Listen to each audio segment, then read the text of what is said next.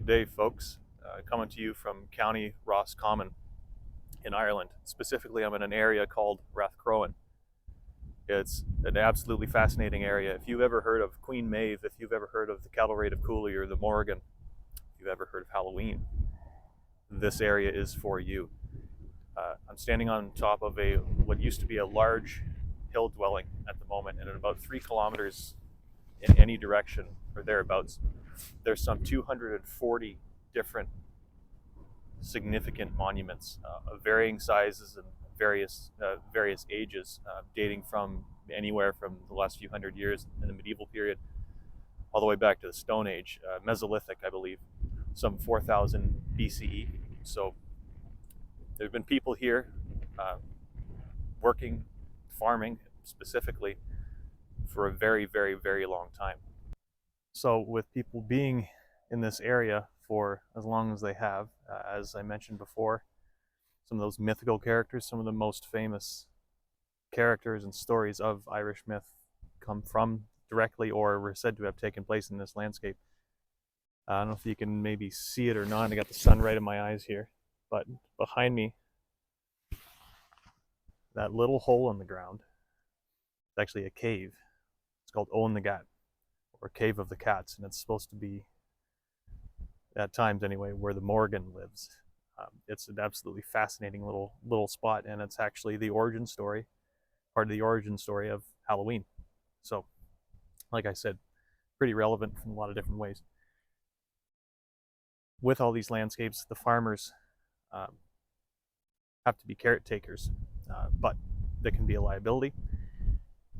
They're not allowed to do a lot of things because the authorities don't want these monuments being damaged further. It can be a big problem for working farms. And so what the local community has done is they've come together and established an initiative to help the farmers get paid for adopting different practices or maintaining some of these landscapes. They're given a score, and they're offered help with identifying and enacting some of the different strategies to improve and preserve these landscapes. And over time, as that score goes up, the amount of money they can make goes up. Now, this is a really simplistic explanation of this program. There's a lot of nuance to it, but it's brought together, it's a grassroots initiative. It's brought together archaeologists, academics, farmers, environmentalists, government reps, and it's been really successful so far. I just think it's a great example of something that a community can do.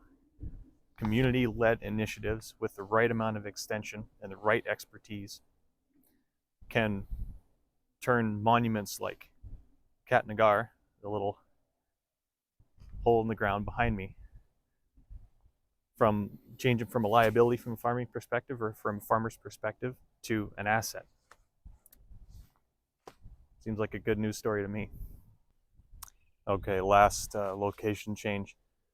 Nothing particularly special about where I'm at this particular moment, although there is another monument just past that fence row behind me, and then you can't quite see it from here, but there's a standing stone over in that direction. So again, 240 monuments in such a small area. It really is incredible. And to reiterate a point that was made to me by a couple different people, this program, the Farming Rathcroghan program, helping farmers conserve these monuments, giving them another revenue stream in doing so. You know, everything does often come back to money, but the point of it is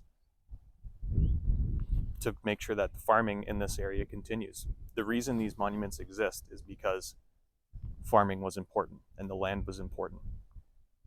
Queen Maeve is said to be like the figurative embodiment of this landscape. The ground I'm standing on is, in essence, Queen Maeve.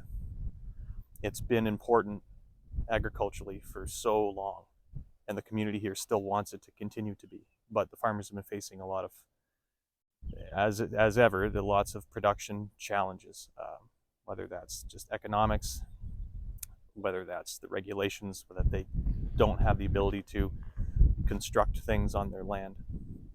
You know, there's a lot to be said about spending a little bit of cash on stuff like this. The benefits can be huge, and you know what, maybe it's not as expensive as people think. So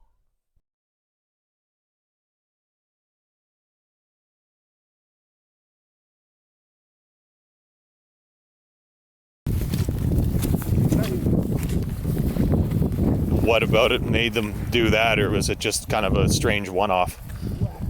No, we would have insisted that the project shouldn't be very minor for them.